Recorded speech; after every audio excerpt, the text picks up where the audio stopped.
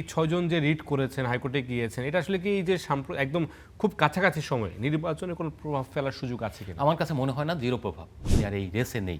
কিন্তু আপনি পেছন থেকে তবু দৌড়াচ্ছেন, কারণ হচ্ছে পাগলের সুখ মনে মনে। আপনি অনেক কিছুই করছেন, এগুলি করার ফলে দেশের ইমেজ নষ্ট ছাড়া আর কিছুই হচ্ছে না। আলটিমেটলি আপনি যদি বাংলাদেশের ক্রিকেট কিংবা বাংলাদেশের খেলাধুলা কিংবা বাংলাদেশের নাগরিক দেশের মঙ্গল কথা চিন্তা করেন, তাহলে আপনি ফাইট করবেন দেশের ভেতরে। যার নাক কাটে একবার সে যাবে বাড়ির নিচ দিয়ে, আর যার নাক কাটে 7 বার তিনি যান বাড়ির উপর দিয়ে। এটা হচ্ছে আমাদের গ্রামের একটা ভাষা আর কি বলা হয়। যার একটু লজ্জাশ্রম চলে যায় তিনি কিন্তু সব কিছুই করতে পারেন। এক ঘটনাগুলি এখন তাই দেখছি। আপনি একের পর এক আইসিসিতে চিঠি দিচ্ছেন, আইসিসিতে মেইল করছেন। এটা আমি হয়তো আপনার প্রতিকার পাওয়ার জন্য বাংলাদেশ সরকারের আইনের আশ্রয় নিতে গেছেন। আপনারা আইনের আশ্রয় নিয়ে এর আগে তো অনেক কিছু করেছেন। আপনি আছেন স্টার প্লেতে, আর আপনার সাথে আছে আমি আমনুর রশিদ, এবং আমাদের সাথে আছেন মোহাম্মদ সিকান্দার আলী, তিনি সিনিয়র ক্রীড়া সাংবাদিক। আপনাকে স্বাগত। ধন্যবাদ। ঈদের একদম ঈদ শেষ হয়েছে কয়েকদিন আগে, ঈদের আমেজ এখনও কাটেনি, কিন্তু বাংলাদেশে নির্বাচনের আমেজ চলছে এবং সেটা সামনেও আছে। বিসিবি নির্বাচনের কথা বলছেন যে বাংলাদেশের ক্রিকেটের বিতর্কের আমেজ শেষ হয় সেটাও একদিক থেকে ঠিক। আমি যদি একদম শুরুতেই যেটা জানতে চাইবো যে বাংলাদেশের যে আসন্ন যে নির্বাচনটা আছে 7 তারিখে হওয়ার কথা রয়েছে, সেই নির্বাচনটা কি হচ্ছে? এই নির্বাচন হওয়া নিয়ে কোনো অসুবিধা বা কোনো বাধা নেই। যদি নির্বাচন নাই হতো বা নির্বাচন না হওয়ার কোনো লক্ষণ আমরা দেখতাম, সেটা আগেই বন্ধ করে দিত আইসিসি যখন নির্বাচনের তফসিল ঘোষণা করে, কিংবা বাংলাদেশ সরকারকে তারা বলতো যে তোমরা এটা বন্ধ করো, না হলে আমরা অ্যাকশন নিচ্ছি। এখন যেটা আছে প্রক্রিয়া, আমাদের একটা সন্দেহের দানা বেঁধেছে বিকজ অফ আজকে একটা প্রেস রিলিজ এসেছে যারা আগে কমিটিতে ছিলেন, নির্বাচিত কমিটি বলে, এবং পরিচালক হিসেবে তারা দাবি করছেন। সবচেয়ে মজার ব্যাপার হচ্ছে আইসিসিতে তারা চিঠিও দিয়েছেন যে আমরা এই যে বোর্ড মিটিং হবে সেই বোর্ড মিটিংয়ে আমিনুল ইসলাম বুলবুল প্রতিনিধিত্ব করবে। এগুলি কোনো কিছুই গ্রহণযোগ্য হয়নি এবং গ্রহণ করেনি। যখন এগুলি গ্রহণযোগ্য হয়নি তখন বুঝতে হবে আপনি আর এই রেসে নেই। কিন্তু আপনি পেছন থেকে তবু দৌড়াচ্ছেন, কারণ হচ্ছে পাগলের সুখ মনে মনে। আপনি অনেক কিছুই করছেন, এগুলি করার ফলে দেশের ইমেজ নষ্ট ছাড়া আর কিছুই হচ্ছে না। আলটিমেটলি আপনি যদি বাংলাদেশের ক্রিকেট কিংবা বাংলাদেশের খেলাধুলা কিংবা বাংলাদেশের নাগরিক দেশের মঙ্গল কথা চিন্তা করেন, তাহলে আপনি ফাইট করবেন দেশের ভেতরে। আপনি যখন দেশের ভেতরে কোনো কিছু করছেন না, তার মানে হচ্ছেন আপনি ঠিক এখন যে আওয়ামী লীগ বিভিন্ন জায়গায় গিয়ে যে জাতিসংঘে গিয়ে তার বিরুদ্ধে নালিশ করছে, ঠিক একই কাজ আপনি করছেন। তার মানে হচ্ছে পুরো প্রক্রিয়াটাকে বিতর্কিত করা, নিজেদের যে হীনমন্যতা, আপনি যে ক্রিকেট খেলেছেন, আপনারা যে ক্রিকেট খেলেছেন, সেই ক্রিকেট খেলাকে আসলে খেলার জন্য খেলেননি। আপনারা হয়তো তখন পেশা হিসেবে নিয়েছেন। এখন আপনারা চেয়ার দখলের টানাটানিতে হেরে যাওয়াতে আপনি উঠে পড়ে লেগেছেন যে কোনো মূল্যে। আমি যখন খেতে পারিনি বাড়া ভাত, অন্য কেউ খেতে দেবো না। সেই কারণে আপনি এটা করতে গিয়ে দেশের যে ক্ষতি করছেন, এটা আপনি কখনো চিন্তা করছেন না। আপনাকে অবশ্যই চিন্তা করা উচিত। আমি ফারুক ভাইয়ের কথা বলবো। ফারুক ভাই কিন্তু ওই সময় যখন তাকে কমিটি থেকে সরিয়ে দেওয়া হলো, 8 মাস বোধহয় ছিলেন, তার পরবর্তীতে উনি কিন্তু আইসিসিতে যাননি। তাকে যেভাবে সরিয়ে দেওয়া হয়েছে যাননি বিকজ অফ, আমি এটাও শুনেছিলাম যে তাকে অনেকজন পরামর্শ দিয়েছিলেন, কিন্তু তিনি সেই কুপরামর্শ কানে তোলেননি। কারণ হচ্ছে তিনি বাংলাদেশের ক্রিকেটকে তখন ভালোবেসেছিলেন। বাংলাদেশের ক্রিকেটটা তিনি বাংলাদেশের ক্যাপ্টেন ছিলেন, বাংলাদেশের চিফ সিলেক্টর ছিলেন। সো তার মতো মানুষের কাছ থেকে আমরা এটা আশা করিনি। কিন্তু বুলবুল ভাই যে লিডটা দিচ্ছেন, এখন আমি জানি না তিনি ব্যক্তিগতভাবে এই উদ্যোগের সঙ্গে রয়েছেন কিনা বা তার পেছনে কোনো দলীয় ইন্ধন রয়েছে কিনা সেটা আমি জানি না। কারণ এখানে সরকারকে বিতর্কিত করারও হয়তো একটা পায়তারা চলছে, যেটা আমরা দেখে থাকি সাধারণত। কিন্তু সবারই একটা বোঝা উচিত, যে কোনো দেশের রাষ্ট্রীয় কাঠামোই হলো সর্বোচ্চ সংস্থা এবং সর্বোচ্চ পাওয়ারফুল বডি। তো রাষ্ট্র যেভাবে চলে, রাষ্ট্রের সঙ্গে আপনাকে অ্যাডাপ্ট করতে হবে, কোপ আপ করতে হবে। আমি রাষ্ট্রের আইন নিয়ম কানুন কোনো কিছুর বাইরে গিয়ে কিংবা ক্ষমতার বাইরে গিয়ে কোনো কিছু করতে পারবো না। তখন করতে গেলে আমি যেমন ঝড়ে আপনার গাছপালা ভেঙে পড়ে, প্রতিকূলতা যখন আপনার চাপটা নিতে পারে না, ঠিক একইভাবে আমি যখন এই অন্যায় কাজ করতে যাব, 1 দিন 2 দিন 3 দিন 4 দিন 5 দিন পরে মানুষ কিন্তু আমাকে ঘৃণা করা শুরু করবে এবং রাষ্ট্র আপনার বিরুদ্ধে অবস্থান নেবে। চেয়ার টানাটানির কথা বলছিলেন, জি, কারা চেয়ার টানাটানি করছে আসলে? এখনও যখন আপনি এত কিছু ঘটে যাওয়ার পরে আপনি বৈধ সভাপতি, বৈধ ডিরেক্টর এরকম প্রেস রিলিজে লেখেন, এটা কিন্তু একটা কেমন যেন শোনায়, এটা খুব ভালো দেখায় না। কিন্তু আপনি আপনাকে ছোট করছেন।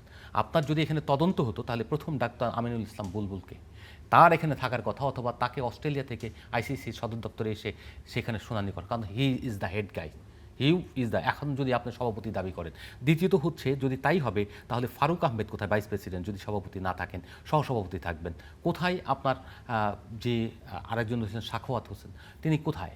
তারা তো ছিলেন না। তার মানে হচ্ছেন যারা গেছেন, সেই প্রমিনেন্ট ডিরেক্টর যারা বাংলাদেশের ক্রিকেটের সঙ্গে দীর্ঘদিন ধরে কাজ করছেন, যারা ছিলেন ওই কমিটিতে, তারা কোথায়? ইফতেখার রহমান মিঠু থেকে শুরু করে অন্যরা কারা? তারা কোথায়? আপনি যাচ্ছেন কারা? যারা হলো বিতর্ক ছড়াচ্ছেন, সাপ্লাই বলছেন, এইসব কথা বলছেন, কিন্তু এইসব তো উচিত নয়, অনুচিত। আপনি করেন সবই ঠিক আছে, আপনাকে ডেকেছে, আপনার বর্তমান অবস্থা আমি যতটুকু জানি ব্যক্তিগত ভাব থেকে, এটা আমার মানে এখানে ক্রিকেট যদি ক্ষতিগ্রস্ত হয় কিংবা নিষিদ্ধ হয়, সেই ক্ষতিগ্রস্তের তালিকায় আমিও থাকবো, আপনিও থাকবেন। কারণ বাংলাদেশের কিছু একটা ক্ষতিগ্রস্ত হলে পুরো দেশ ক্ষতিগ্রস্ত হবে। আর ক্রিকেট ক্ষতিগ্রস্ত হওয়া মানে হচ্ছে আপনি স্পোর্টসের মারাত্মক একটা ক্ষতি সাধন করলেন। এটা কখনোই কোনো দেশের জন্য, কোনো গোষ্ঠীর জন্য, কোনো সাবেক ক্রিকেটারের জন্য মঙ্গল হতে পারে না। শুধুমাত্র আপনার চেয়ার টানেন্টের যেটা বললেন আপনার, তারা এখনও ডিরেক্টর লিখছেন, বাদ করে দেওয়ার পর যার নাক কাটে একবার সে যাবে বাড়ির নিচ দিয়ে, আর যার নাক কাটে 7 বার তিনি যান বাড়ির উপর দিয়ে। এটা হচ্ছে আমাদের গ্রামের একটা ভাষা আর কি বলা হয়। যার একটু লজ্জাশ্রম চলে যায় তিনি কিন্তু সব কিছুই করতে পারেন। এক ঘটনাগুলি এখন তাই দেখছি। আপনি একের পর এক আইসিসিতে চিঠি দিচ্ছেন, আইসিসিতে মেইল করছেন। এটা আমি হয়তো আপনার প্রতিকার পাওয়ার জন্য বাংলাদেশ সরকারের আইনের আশ্রয় নিতে গেছেন। আপনারা আইনের আশ্রয় নিয়ে এর আগে তো অনেক কিছু করেছেন। যখন নির্বাচন করেছেন তখন আইনের আশ্রয় নিয়ে আপনি করেননি। এখন কেন আইন দিয়ে পারছেন না? আইন দিয়ে করেন, আইনের মাধ্যমেই করেন। এখানে মানববন্ধন করেন, জনসভা করেন, কিন্তু আপনার সেগুলি করছেন না। আপনি করছেন আইসিসিতে প্রতিনিয়ত চিঠি লিখছেন। কার কথায়? এটা গাঁজাখুরিয়ে আলোচনা না অন্য কোনো কিছু? আপনার তো এটা অনুচিত। দেশের সঙ্গে আপনি বিদ্রোহ করছেন। দেশের সঙ্গে বিদ্রোহ করে কারা? যা দেশকে ভালোবাসে না, যারা ক্রিকেটকে ভালোবাসে। এখন বলতে পারেন যে এই অ্যাডহক কমিটি, এই অ্যাডহক কমিটি আপনি বা আমি পছন্দ করিনি। এই অ্যাডহক কমিটি যারা রাষ্ট্রীয় এই স্পোর্টস সংস্থা যারা চালান, যারা স্পোর্টস এনএসসি রয়েছেন, সেই এনএসসি একটা প্রক্রিয়ার মধ্য দিয়ে এসছে। আপনি সেই প্রক্রিয়া চ্যালেঞ্জ করে আদালতে মামলা করে তারপর আপনি জিতে এসে সেটাকে অফ করতে পারতেন। সেটা না করে যখন সেটা হতো সবচেয়ে ভালো প্রক্রিয়া হতো, সেটা যদি করা যেত।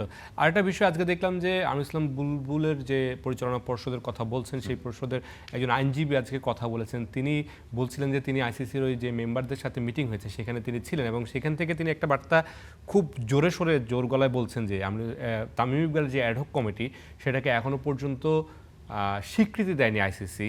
এটা হচ্ছে তারা জিজ্ঞেস করেছিলেন যে তারা তামিম ইকবালের এই অ্যাডহক কমিটিকে আইসিসিকে স্বীকৃতি দিয়েছে কিনা বা অনুমোদন দিয়েছে কিনা। তিনি বলছেন যে তাদেরকে ওই আইসিসির ওই 2 জন বলেছেন বা তারা জানিয়েছেন যে এই কমিটিকে এখনো পর্যন্ত অনুমোদন দেওয়া হয়নি। অত্যন্ত পরিতাপের বিষয়, বাংলাদেশের মানুষ মানে এই বিষয়গুলো একেবারেই জানে না। এবং যারা আইনজীবী রয়েছেন, আইনজীবী তো এইসব ব্যাপারে একেবারেই জানার কথা নয়। কারণ হচ্ছে তিনি কাজ করেন কোর্টে, বাংলাদেশের ল এবং বিদেশি যদি কোনো দেশীয় ল থাকে সেগুলি নিয়ে, কিংবা কোম্পানি আইন এগুলো নিয়ে। বাংলাদেশ ক্রিকেট বোর্ডের যে গঠনতন্ত্র রয়েছে, গঠনতন্ত্রকে বা আইসিসির যে গঠনতন্ত্র রয়েছে, সেই জায়গায় আইসিসি কেবল নির্বাচিত কমিটিকে অনুমোদন দিয়ে থাকে। অনুমোদন দেওয়া বলতে যে সেটাকে তারা একটা ইনফর্ম করে এবং সেটাকে প্রতিনিধিত্ব হিসেবে তাদের এখানে নির্বাচিত প্রতিনিধি আইসিসিতে করে লিড দেয়, ওখানে ডিরেক্টর হিসেবে থাকেন। তো এখন বাংলাদেশ থেকে তামিম ইকবাল কি আইসিসির কোনো মিটিংয়ে গিয়েছেন? যাননি। কারণ তারা অন্তর্বর্তী নির্বাচনকালীন 3 মাসের জন্য এটা রয়েছে। এই ধরনের কোনো কিছুকে আইসিসিতে প্রতিনিধিত্ব করার দরকার নেই। তো এখানে এই জন্য সিইও, প্রশাসনিক প্রধান হিসেবে তিনি বাংলাদেশের প্রতিনিধিত্ব করেন। এবং এই ভারতের যে সভাটা হলো সেখানে কিন্তু তিনি ছিলেন। এবং আমার মনে হয় বিজ্ঞ আইনজীবী যিনি বর্ণনা দিয়েছেন বা বলেছেন, অনুমোদনের বিষয়টা কিন্তু এখানে নয়। অনুমোদন কিন্তু যদি দিতেন, আইসিসি যদি অনুমোদনই দিয়ে দেয়, তাহলে তো এটা 4 বছর, আগামী 4 বছর তারই চালানোর কথা বাংলাদেশ ক্রিকেট বোর্ড। এরা আসছেন অন্তর্বর্তী একটা সময়ের জন্য, যারা নির্বাচন দিয়ে তারা এখানে নির্বাচিত কমিটির কাছে ক্ষমতা হস্তান্তর করে তারা যাবেন। বাংলাদেশের প্রত্যেকটা দেশের যে গঠনতন্ত্র রয়েছে, ক্রীড়া ফেডারেশনের যে গঠনতন্ত্র, আইসিসি তো একেবারে সারা পৃথিবীর সঙ্গে বিদ্রোহ করে চলতে পারে না। পাকিস্তানের দেখবেন আপনার কাঠামোতে প্রেসিডেন্ট কিছুদিন পরপরই চেঞ্জ হয়েছে। আমরা দেখেছি না এরকম? কেন চেঞ্জ হয়েছে? কারণ তাদের গঠনতন্ত্রের একটা ধারা রয়েছে যে তাদের যে সংস্থা রয়েছে, আপনার সংস্থা বলবো না, তাদের যে ক্রিকেট বোর্ড রয়েছে, সেই ক্রিকেট বোর্ডের গঠনতন্ত্রের ধারা অনুযায়ী, তাদের যে স্পোর্টস ফেডারেশন রয়েছে সেখানের ধারা অনুযায়ী একটা ক্লজ রেখে দিয়েছে যে আমরা এই আমাদের যেমন এনএসসি কোটা রয়েছে, এরকম একটা কোটা থেকে পরিচালক তারা নিয়ে মনোনয়ন দেবেন এবং সেই মনোনয়নের মাধ্যমে তাদেরকে প্রেসিডেন্ট করে আবার রুল করার সুযোগ করে দেবেন। যেমন বাংলাদেশের ক্রিকেট বোর্ডের 5 আগস্টের পরবর্তীতে ফারুক সাহেবকে সুযোগ দেওয়া হয়েছিল।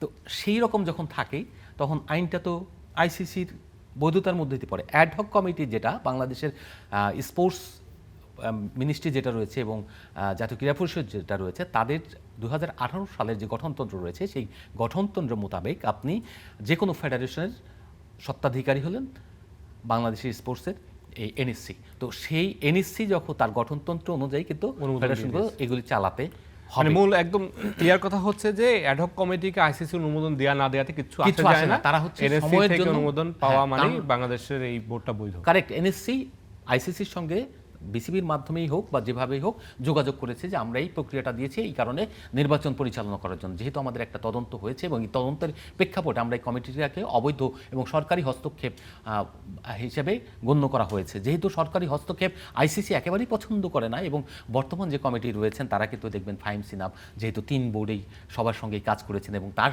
সাক্ষাৎকার গ্রহণ করেছেন, বিসিবি প্রেসিডেন্ট যিনি অ্যাডহক কমিটি এর সভাপতি তার সঙ্গেও কিন্তু সাক্ষাৎকার নিয়েছেন, তার কাছ থেকে জানতে চেয়েছেন কীভাবে তিনি নির্বাচনটা দিচ্ছেন, কী প্রক্রিয়াতে। তারা কিন্তু বর্ণনা করেছেন যে যখন ডিভিশন পর্যায়ে এই যে কাউন্সিলরগুলি আসেন সেই কাউন্সিলরগুলি কীভাবে আসেন, এনএসসির মাধ্যমে থ্রুতে আসেন এবং ডিভিশন থেকে যেসব থাকে ওখানে ডিসিরা প্রধান হন, এই প্রক্রিয়াগুলি তারা বর্ণনা করেছেন। যেহেতু ওই প্রক্রিয়াগুলি যদি কোনো তাদের অবজারভেশন থাকে সেটা বিসিবিকে জানাবে তোমরা এই প্রক্রিয়াটা চেঞ্জ করতে পারো কিনা, সেই প্রক্রিয়াটা চেঞ্জ করো, সেটা পরবর্তীতে নির্বাচন পরবর্তীতে যে কাউন্সিলর থাকবে সেই কাউন্সিলরদের মাধ্যমে জেনারেল কাউন্সিলর আর তাদের মাধ্যমে আপনার এই নতুন করে আইন প্রণয়ন করতে হবে, সেই ক্ষেত্রে সেটা একটা বিষয়।